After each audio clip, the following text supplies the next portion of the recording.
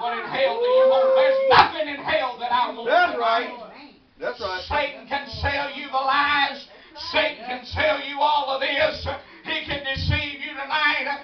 But let me tell you, what profit a man to gain the whole world, hey, but lose his own soul? Let me say tonight, if you gain everything this world has to offer, if you profit everything this world has to offer, let me say tonight, and lose your own soul, you ain't profiting nothing but a heartache, a headache, and a hellache. Hell is real tonight. Yeah. Go ahead, Plum. What in hell do you want? Nothing.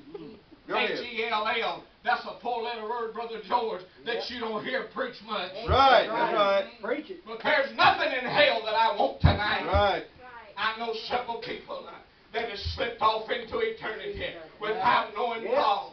And here in Luke chapter number 16 and beginning verse number 19, you find Jesus talking, but you find him giving us the parable and the story, hey, of this rich man and the beggar named Lazarus.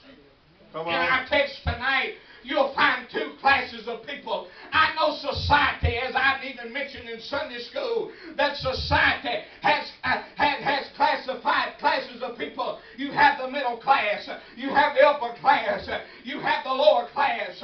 Hey, but let me say tonight, in Christianity, in Jesus' world, you've got two classes of people. That's the unsaved and the saved. Yeah, man. There is no in between. That's right. There's a lot of people tonight, Brother Tavares, hey, that's on the in-between battle. Yeah. There's people in this very church Yeah. that's on the in-between Yeah. battle. And if you ride that in-between battle, there's a good possibility that hell will be your home. Yeah. Hey, he said, Joshua chapter number 24 and verse number 15 said, choose whom today you shall serve. Right. Hey, what in hell do you want? Uh-huh. There's two classes of people, There you the go, unsaved and the saved. We find that in Luke chapter number 16 and verse number 19 and verse number 20.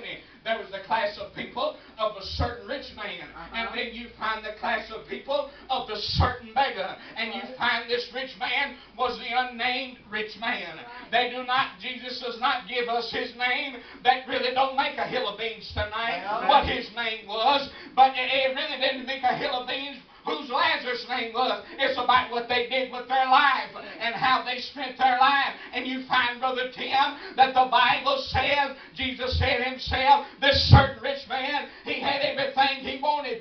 He fared sumptuously every day. He had the nicest things of life. He thought those things were going to make him be all right. But let me tell you tonight, as this rich man had the nicest and finest things of life, you find tonight the Bible does not say that he took them with him when he went. Right. The Bible says when he died in hell, he lifted up his eyes. There was no in between. Let me say, when you close your eyes in death, there is no in between.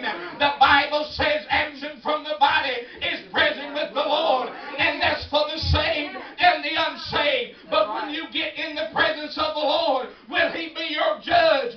Glory to God for your Savior. Yeah. Amen. Amen. You find that this rich man, Bible says he fared sumptuously every day.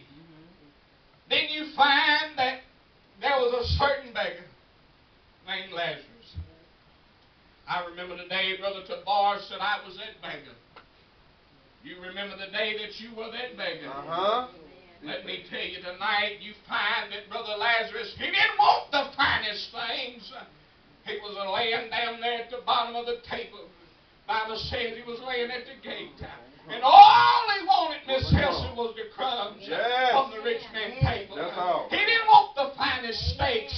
He didn't want the finest meals. He didn't want those T-bones. He didn't want the sirloins. He didn't even want the mashed potatoes. He didn't even want the biscuit. Right. All he wanted was the crumbs. Amen. He couldn't even get the crumbs. Lord, have mercy. Lord. You listen to me tonight.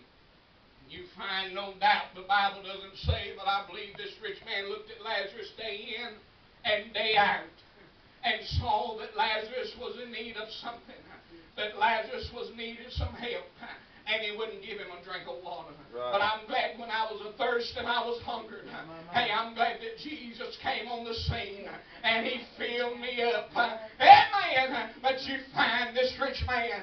You find Brother Lazarus also. And you find the next thing the Bible says. So we find the life of the rich man. He had everything he wanted.